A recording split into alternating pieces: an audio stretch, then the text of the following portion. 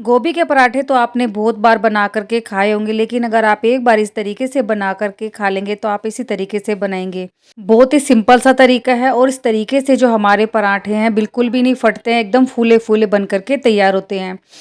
कई बार क्या होता है, हम जब गोभी के पराठे बनाते हैं तो हमारे जो पराठे हैं वो बीच में से फटने लग जाते हैं, लेकिन अगर आप इस तरीके से बनाएँगे तो बिल्कुल भी नहीं फटेंगे। तो चलिए फ्रेंड्स, बिना देरी की रेसिपी शुरू करते हैं। तो गोभी के पराठे बनाने के लिए हमें यहाँ पर लेनी है गोभी। गोभी आप कैसी भी ले सकते हैं, खिली हुई भी या फिर इस तरह से गुथवा भी ले सकते हैं। तो मैंने यहाँ पर 1 किलो गोभी ली है और इसको हमें इस तरीके से इसके जो पीछे की डंठल है इसको हमें अलग कर देना है और इस तरीके से बीच में से हमें यहाँ पर इसको कट कर लेना है। तो यहाँ पर हमें इसको छोटे-छोटे पीसेज़ में इस तरीके से कट कर लेना है, तोड़ लेना है।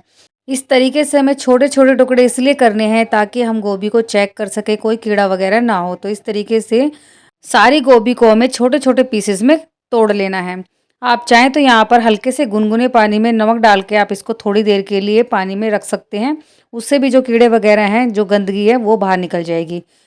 तो मैंने यहाँ पर सभी गोभी को इस तरीके से बारीक टुकड़ों में तैयार कर लिया है। तो यहाँ पर मैंने गोभी को 2 से 3 बार करके अच्छे से पानी से वॉश कर लिया है। अब वॉश करने के बाद अब हमें यहाँ पर करना है इसको कद्दूकस।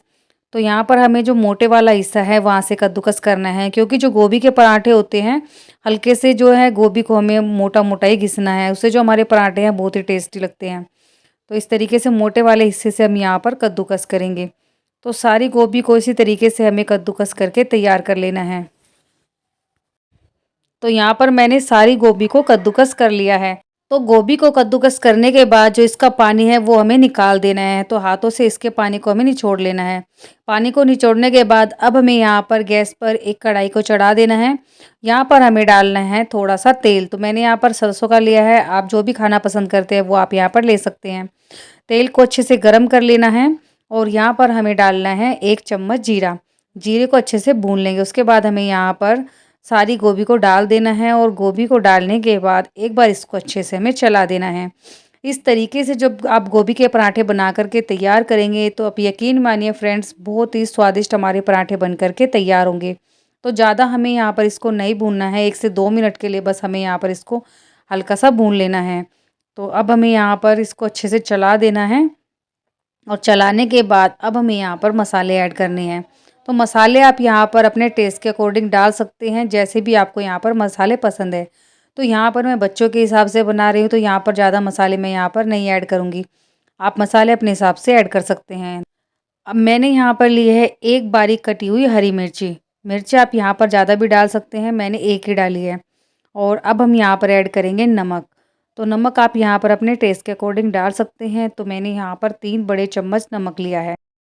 अब हमें यहाँ पर ऐड करनी है लाल मिर्ची पाउडर। तो आधी छोटी चम्मच ऐड कर देंगे लाल मिर्ची पाउडर और आधी छोटी चम्मच मैंने यहाँ पर ऐड किया है धनिया पाउडर।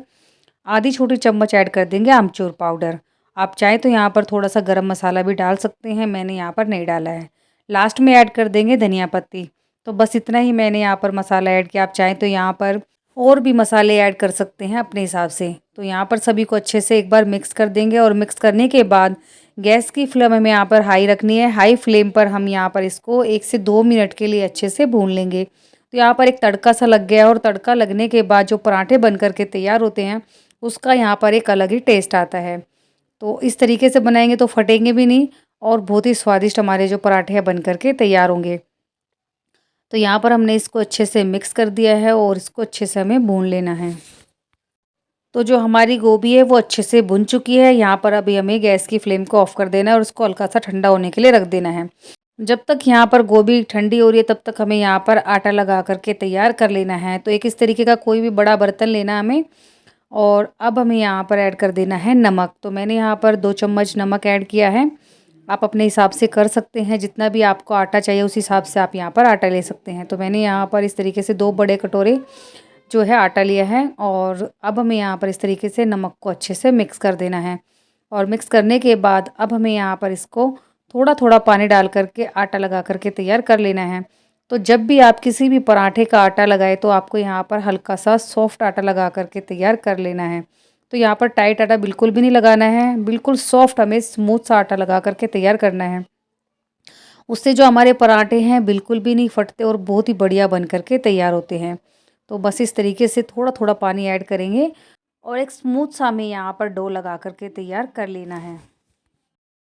तो आटा हमारा यहाँ पर लग कर के तैयार हो चुका है। अब हमें यहाँ पर इसको अच्छे से इस तरीके से मैश कर लेना है और देखिए यहाँ पर बिल्कुल सॉफ्ट हमारा आटा लग कर के तैयार हुआ है।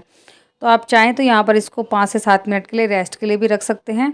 आप चाहें तो यहाँ पर साथ के साथ भी बना सकते हैं। हमने यहाँ पर गोभी की स्टफिंग को एक बर्तन में निकाल कर के रख लिया है और ये हल्की सी जो है ठंडी हो चुकी है। ज़्यादा ठंडी तो नहीं हुई है, हल्की सी ठंडी हो चुकी है।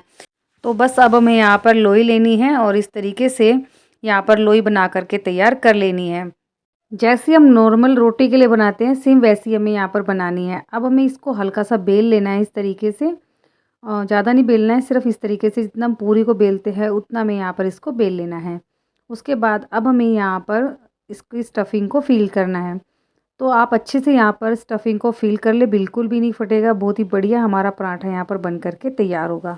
तो गोभी के पराठे की जो स्टफिंग है वो ज़्यादा भरेंगे तो बहुत ही टेस्टी लगते हैं पराठे, लेकिन कई बार क्या होता है फटने के डर से हम यहाँ पर कम स्टफिंग फ़िल करते हैं। तो आप इस तरीके से अच्छे से फ़िल कर लें और इसको इस तरीके से हमें लॉक कर देना है। लॉक करने के बाद अब हमें यहाँ पर हल्का सा सूखा आटा डालना है और इसको हमें बेल लेना है।